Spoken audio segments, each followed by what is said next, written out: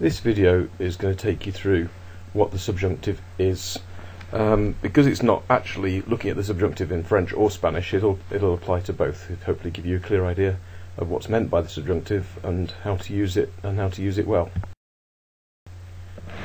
It's basically, what is the subjunctive and what's it for? It's for two things. It's to make you look good in your exams, and it's because you want to be able to say sophisticated things. You will need it. You'll be amazed how you manage to cope without it, because things in French and Spanish, you just need the subjunctive if you're going to say them. No, it's not. It's not to make your brain hurt. It's not to make you go wrong. It's there as something that you'll get your brain round, you'll use it when you want it, and you'll make sure you put it in. It'll be fine. Right, let's have a look at the word. Are you still looking? No, some of you are looking at my eyebrows and that little picture on the left. Very good. No, don't. Right, we can split this word. Yep, there you go. Subjunctive.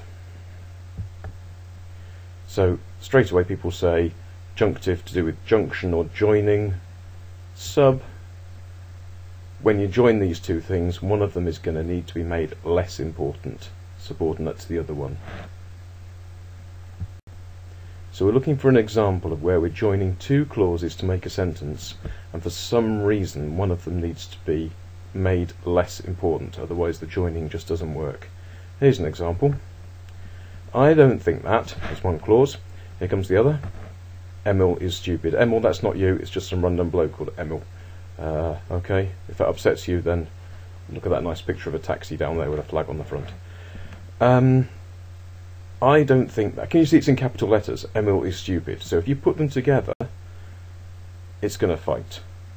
The overall meaning of the sentence, of course, because he's not, I don't think that Emil is stupid. The second half of that sentence, to a Spanish person, to a French person, is shouting very loud the exact opposite of what you're trying to say. Okay? These two halves of the sentence, a bit like Harry Hill, there's only one way to resolve this, and that is fight. Okay? We're going to use the subjunctive to solve this. We're going to join them nicely, making it clear that half of this sentence is going to be toned down quite a lot. Get rid of those shouty capitals. Je crois pas que Emile soit stupide. No pienso que Emile sea tonto. And there is the subjunctive. That sentence does not say Emil is stupid. It says something quite different. No pienso que Emile sea tonto. There's the subjunctive. And you can see in Spanish it's the opposite of your normal verb. So that's normally ser, an ER verb. It's got an AR ending. So it's a bit naughty, but it's because it's the opposite of what you would normally get. It's the opposite of the indicative. Okay? My parents don't want me to be a dentist. I want you to do your homework. This is a different sort of time you'll need the subjunctive. In English, those sentences are fine, but you can see, as soon as you actually notice that they've been joined, my parents don't want me, or even worse, I want you, it's just not going to work for a French or Spanish person. So when we put it back in, we're going to have to be careful how we join it. Here you go. Mes parents ne veulent pas que je sois dentiste. Mis padres no quieren que sea dentista. And that nasty join has all been smoothed over. There you are. My parents don't want that I be a dentist. It's better than my parents don't want me. Here's another one. You see those capitals shouting already. I'm sorry, your dog is dead. It's just not going to work. We put it together. Je suis désolé que ton chien soit mort. Lo siento que tu perro sea muerto. At no point does it actually say, your dog's dead. It uses the subjunctive to avoid that. Sorry if anyone's dog's recently died. There's a nice picture of a horse there in the middle to cheer you up. Out of my Year 7 French book from a long time ago. It wasn't called Year 7, it was called The First Year, because that's what it is. Okay? So, what is the subjunctive for? Things that are doubtful, not true, unlikely. Our example was, I don't think Emil is stupid. That's one category. Getting someone else to do something. My parents don't want to be a dentist. My parents want to go swimming.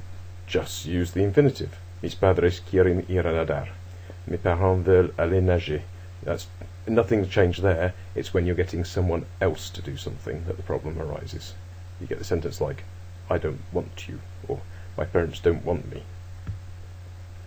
Value, judgment or emotion. Not just, I'm sorry your dog's dead, but it's a good thing your dog's dead. I can't believe I just said that, but it's not just negative things. It's really exciting your dog's come back to life. It's really good that your dog was not dead. Any value, judgment or emotion, you'll be using the subjunctive. Okay, there's the three categories. You'll see elsewhere more categories, and people will make you learn them all, so that you make sure you use them. For example, in a sentence in Spanish where you say, when I am 20, but you're not 20. You can't say you're 20 when you're not. When I am older. No, you're not older. I put that under doubt, not true, because it's not. Cuando tenga 20 años, when I am 20, when I have 20 years.